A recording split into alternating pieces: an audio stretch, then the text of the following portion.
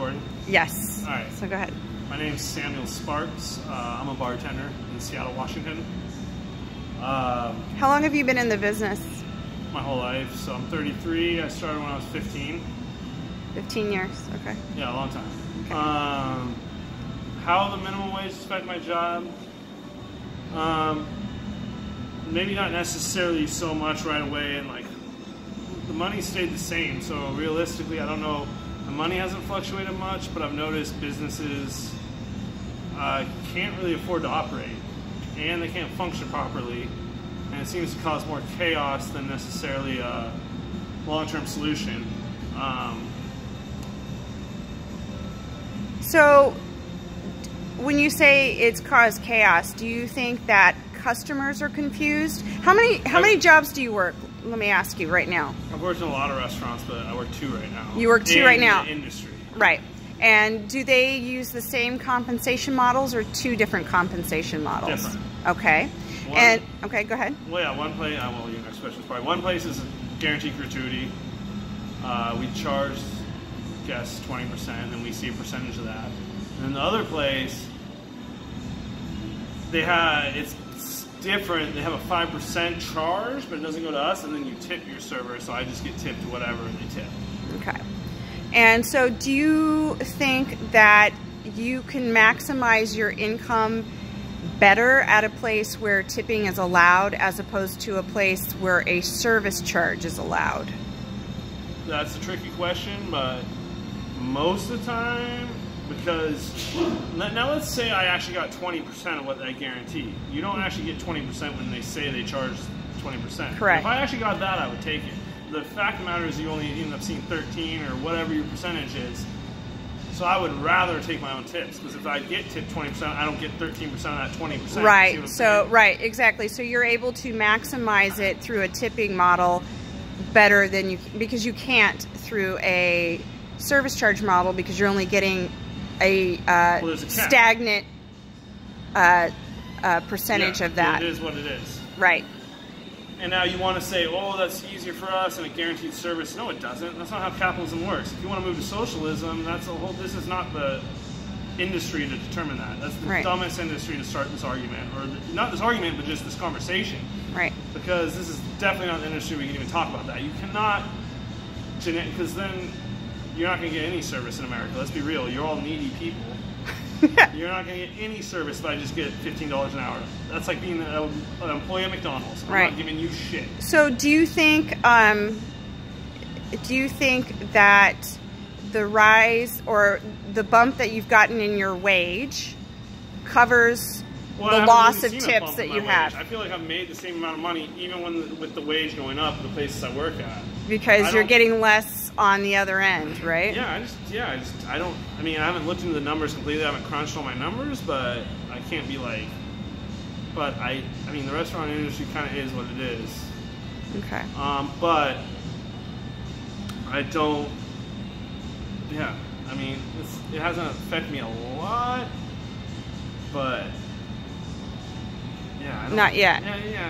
Not yet. But if it kept going the extreme that it's going, because right now I'm still getting my tips. From your one job.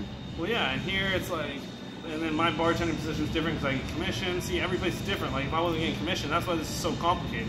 Right. Like, I get commission on sales at my place, too, so, like, places are different. Like, if I didn't get that commission, then I would be way less happy, for sure. Right. So, I want to talk a little bit about that. So, like, say you quit both of your jobs and you went to look for another job, would you expect that it would be the same compensation model, or would it be sort of a grab bag, like you wouldn't know what you were getting? Everything's different now. Because it's insanity. That's what I'm saying. They're trying to, like, you can't come at this industry with this, oh, we're going to make $15 and then just this is it. And that's your tip or whatever, and like standardize it. That's not how restaurants work. That's not how that's not how America works. That's not like level of service. People pay to go to nice restaurants for better service. Right. You can't socialize hospitality just like you can't socialize capitalism. Like you can modify it, but you can't like have it be one extreme to the other. Right. Especially if we're still in a capitalistic America. So don't socialize me because you're saying I can't, because I can make more money because I'm good at my job. Like, I'm better than you, so I'll make more money. Right. So let me ask you this. So Restaurant Opportunity Center says that even with the higher minimum wage, people will tip on top. That's their new thing. So do you think that if people, customers come in and they know that you're making $15 an hour, they will tip on top of that? No, people tip what they tip. Come on. Right. A 10% tipper is a 10% tipper today as they'll be tomorrow. Right, and probably less. And you know what? Shitty tippers are just going to give me less because I make more now, so I don't need a tip. It's just one more excuse to not make money. And you're going to ruin, like, that's what I'm saying. You're not benefiting people by being good at their job. Right. Right. Okay? Right. Like, if you want good service, you got to pay for it. Like, if you just want to pay me $15 an hour, like I said, you're going to get McDonald's. Every place is a McDonald's. Every place is fast food. So there is a big difference between, say, full service sit-down restaurant or full service tipped employees and counter service. I have to know whiskey, wine. Like, I got to know how to make over 1,000 cocktails off the top of my head. Like, are you kidding me? And you're telling me I want $15? I make freaking $35 an hour right now, roughly. Just off my tips. So unless you're going to pay me $40 an hour, don't talk to me. Do you? And benefits and all that. And then guess what? No restaurant will exist because that's not possible. That's what I was just going to ask. So do you think that if we went to a flat wage and say it was $35 an hour, do you think that restaurants would be able to afford that? No, they couldn't operate. Absolutely not. You'd be paying $20 for a Coors Light, and a shitty flank steak would be like $40. Yeah, like just the worst. Like, yeah, no, you can't operate. That's why. Okay. Trying to think. So now that I have you here, I'm going to ask you another question too about secure scheduling. Do you know anything about that?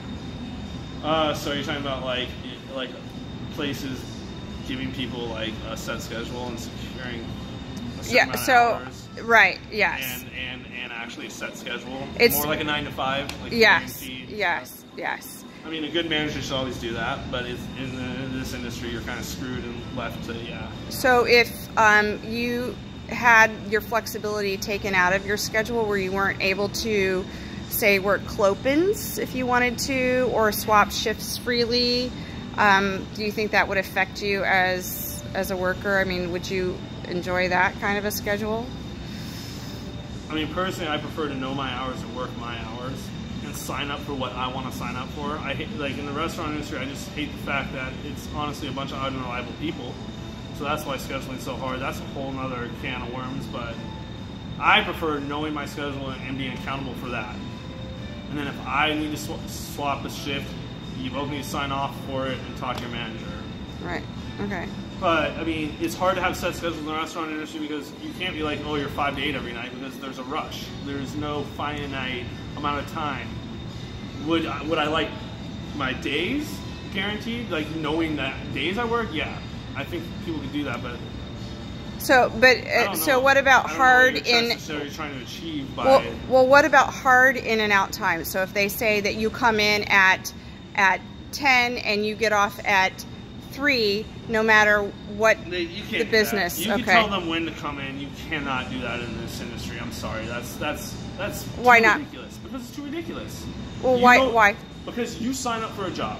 Like, yeah, explain that to the person so everybody knows what they're signing up for. But you can't be out by 4 o'clock because that's when happy hour starts. Let's say you didn't prep well enough and your night bartender comes out. You can't just leave him and then everyone will walk out if there's no lines to be, or whatever. Like, you cannot have a set time to go home. That's impossible. That's like asking, like watching the water boil and knowing exactly when it's going to start boiling. Like, you cannot do things like that. It's not logical. Because if the Seahawks win and it's super busy, like... Yeah, exactly. People are going to drink more. And if they lose, they clear out faster. Like, exactly. Ebb and flow. It's like,